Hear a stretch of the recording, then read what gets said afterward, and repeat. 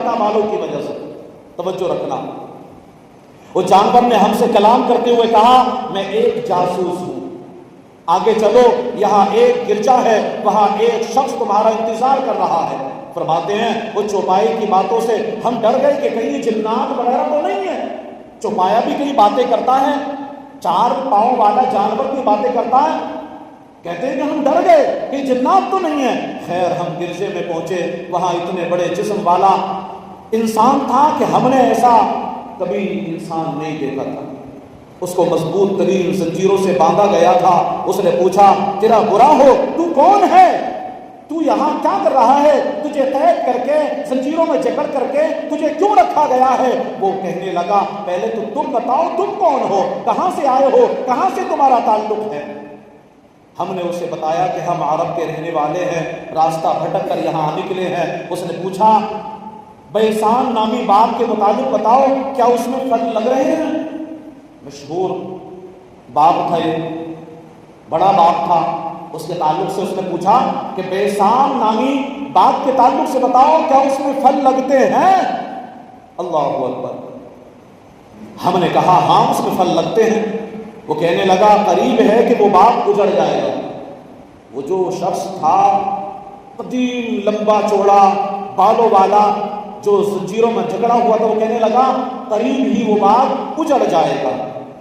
پھر اس نے کہا بحیرہ طبریہ, یہ فلسطین کے قریب ایک بڑی جھیل ہے, تو اس کے مطابق اس نے کہا کیا اس میں پانی ہے. ہم نے کہا ہاں وہ پانی سے بھرا ہوا ہے. کہنے لگا قریب اس کا پانی سوکھ جائے گا. اسی طرح پھر اس نے مزید ایک سوال پوچھا کہ مجھے نبی امی کے متعلق خبر دو, نبی آخر الزماں خاتم پیغمبرہ جناب محمد الرسول اللہ صلی اللہ علیہ وسلم کے متعلق خبر دو کہ کیا وہ آ چکے ہیں, کدھر ہیں. اللہ اکبر. ان کے متعلق خبر دی گئی. انہوں نے نبوت کا دعویٰ فرمایا, ہم مدینہ پاک کی طرف ہجرت کر چکے ہیں. کہنے لگا کہ عرب کے ان سے لڑائیاں کرتے ہیں, عرب سے ان کی لڑائیاں ہوئی ہیں. ہم نے بتایا ہاں ہوئی ہیں. کہنے لگا عرب کے لیے یہی بہتر ہے کہ نبی امی صلی اللہ علیہ وسلم کی فرما برداری کریں, ان کی اطاعت کریں, ان پر ایمان لائیں, یہ ان کے لیے بہتر ہے. اب وہ کہنے لگا میں اب تمہیں اپنے بارے میں بتاتا ہوں, اب آپ بھی ذرا ذہن حاضر کر کے توجہ سے سنیں.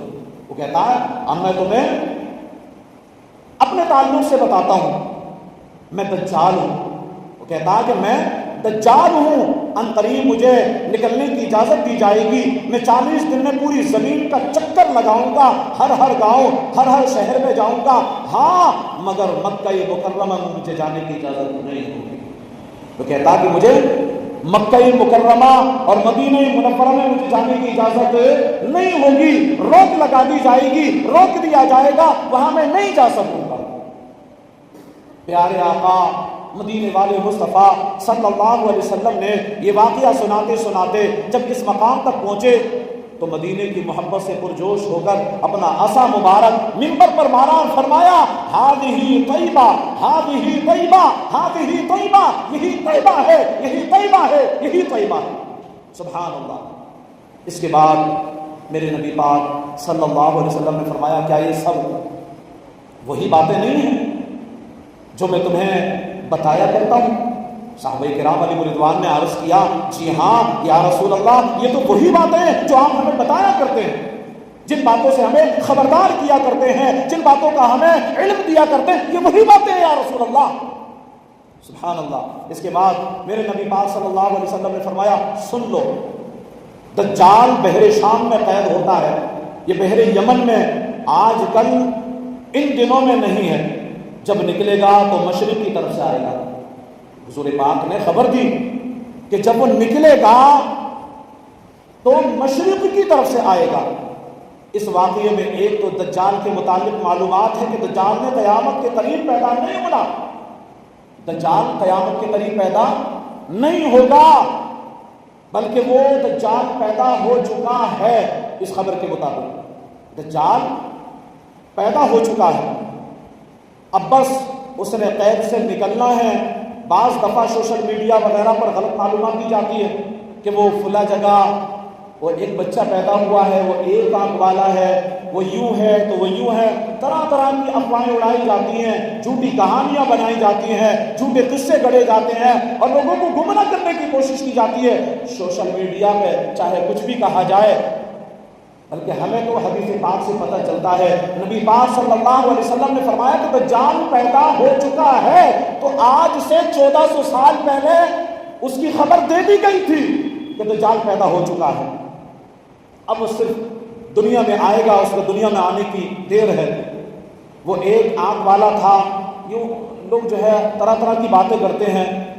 پھر یہاں ایک اور بات پر آپ غور کریں، دجال ہے، کافر ہے، مردود ہے، خدائی کا اس نے دعویٰ بھی کرنا ہے، وہ خدائی کا دعویٰ کرے گا، کتنے ہزاروں کو جہنم کا حقدار بنائے گا، مگر حضرت محمد عربی صلی اللہ علیہ وسلم کی شان نرالی ہے۔ دجال جو کہ کافر بھی ہے، کافر گر بھی ہے، مگر محبوب کریم صلی اللہ علیہ وسلم کی تعریف کیے بغیر رہ نہیں پایا۔ اس نے بھی میرے نبی پاک صلی اللہ علیہ وسلم کی تعریف کی۔